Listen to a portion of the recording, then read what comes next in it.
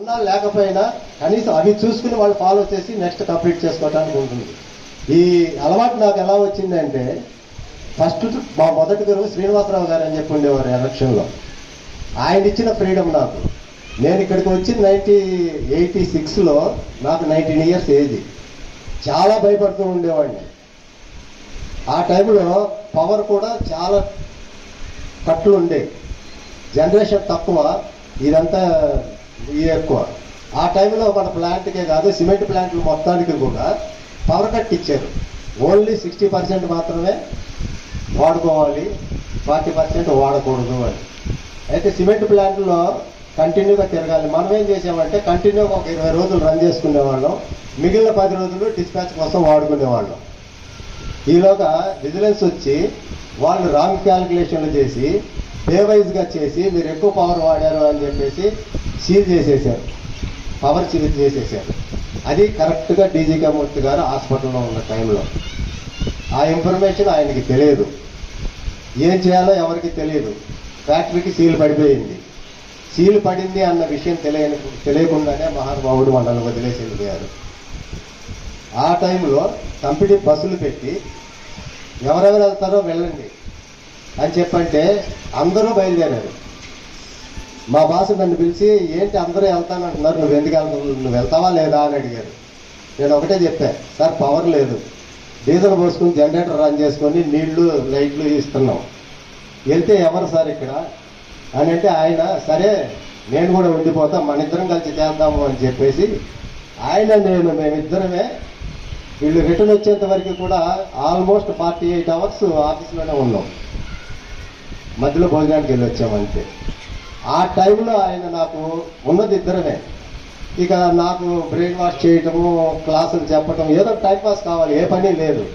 అట్లా ఆయన సబ్జెక్టులు చెప్పటము, ఇది చేయటము, నువ్వు ఇట్లా మెత్తగా ఉంటే పనికి రాదు, నీకు నిజం అన్నదాన్ని గొంతెత్తి మాట్లాడు, నీకు కరెక్ట్ అన్న ఆన్సర్ని భయపడుతూ చెప్పొద్దు, నువ్వు తప్పు చేస్తున్నప్పుడే నువ్వు భయపడతావు అని చెప్పి ఇచ్చేసి నాకు ఒక టాస్క్ ఇచ్చాడు ఛాలెంజింగ్గా.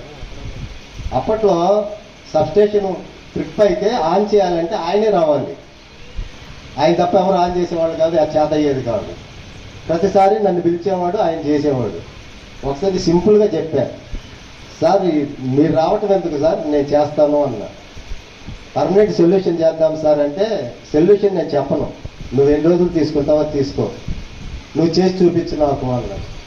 నేను ఆశ్చర్యపోయా, నిన్న సీరియస్గా అంటున్నారా ఏమంటారు, ఎందుకంటే 130 kV లైన్లో చేయాలి అంటే మాకు అంత ఈజీ వ్యవహారం కాదు, ఏదన్నా పొరపాటు జరిగితే అది చాలా ఇదిగా ఉంటుంది. సరే ఆయన నిజంగా అన్నారో ఇది అన్నారో అని చెప్పి ఫస్ట్ నేను పేపర్లన్నీ ఒక 10 పేపర్లు నాశనం చేశాను, గీతలు గీసి అవి చేసి ఇవి చేసి. శివరాత్రికి ఒకటి తీసుకెళ్ళి, సార్ ఇలా చేస్తే సాల్వ్ అవుతుంది సార్ అన్నా. నువ్వు చేసేయి అన్నాడు. చేశాను. చేసిన తర్వాత చెక్ చేశాడు. ఇక అక్కడి నుంచి అది కంటిన్యూ అయిపోయింది.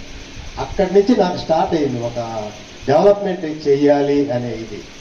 అక్కడి నుంచి ఏ ప్రాబ్లం వచ్చినా ఈయన నా అంటే నాకు ఇది ఆ ప్రాబ్లం వచ్చింది, అది ఎందుకు వచ్చింది, నువ్వు దాన్ని చెయ్యి.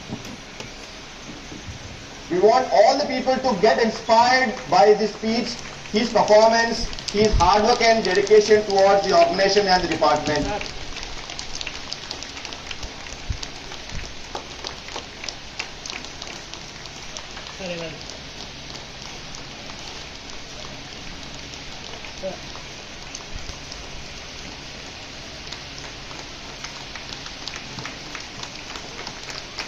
Can we have round of applause to Mr. Vigneshwar Garu?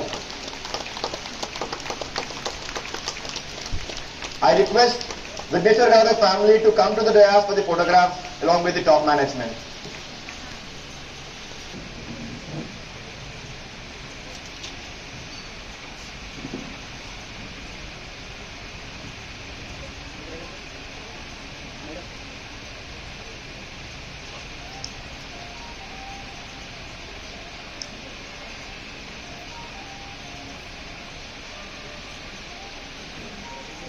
Thank you so much, Mr. and Mrs. Vigneshwar Garu. Thank you for the honor, sir. Thanks a lot.